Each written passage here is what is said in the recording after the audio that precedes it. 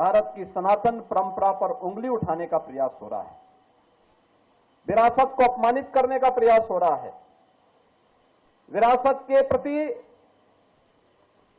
समाज की दृष्टि को कमतर करने का कुत्सित प्रयास हो रहा है। लेकिन इनसे सब भूल गए कि जो सनातन नहीं मिटा था, रावण के अहंकार से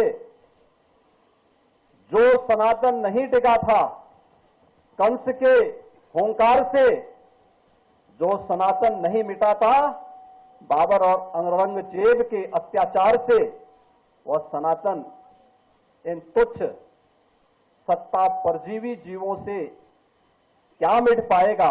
आज इनको स्वयं अपने कृत्यों पर लज्जित होना चाहिए।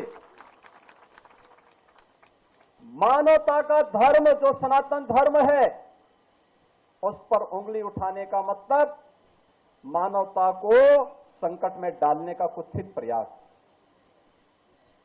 याद करिए, दुनिया की कौन सा ऐसा मत, मजहब और संप्रदाय है जिसको उसके संकट के समय पलक पावड़े बिछा करके उसके स्वागत के लिए सनातन धर्मावलंबियों ने उनकी सुरक्षा और उनके संरक्षण का कार्य न किया हो।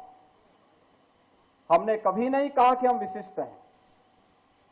कोई सनातन धर्मावलंबी कभी ये नहीं कहता है कि हम विशिष्ट हैं या हम ही सब कुछ हैं, कभी नहीं कहा। हमने तो कहा एकम सद विप्रा बहुधा वदंती, सत्य एक है और विद्वान लोग उसको अलग अलग, महापुरुष लोग उसको अलग अलग भावों से देखते हैं, अलग अलग रास्ते से इसका अनुकरण करते हैं।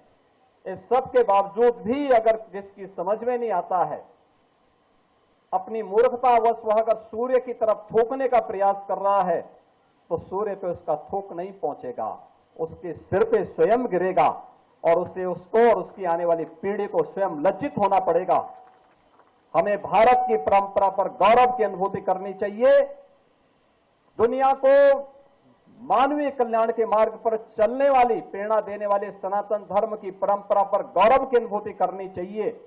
ये भारत की राष्ट्रीयता का प्रतीक है, भारत को एक नई प्रेरणा देने का माध्यम है, दुनिया के अंदर मानवता के कल्याण का मार्ग प्रशस्त करने वाला माध्यम बनता है। और यही कारण है कि आजादी के अमृत महोत्सव के उपरांत अमृत काल के प्रथम वर्ष में जब भारत दुनिया का G20 के देशों का प्रतिनिधित्व प्रधानमंत्री मोदी जी के नेतृत्व में कर रहा है, तो भारत ने G20 का थीम भी दिया वसुधैव कुटुंबकम का। याद कर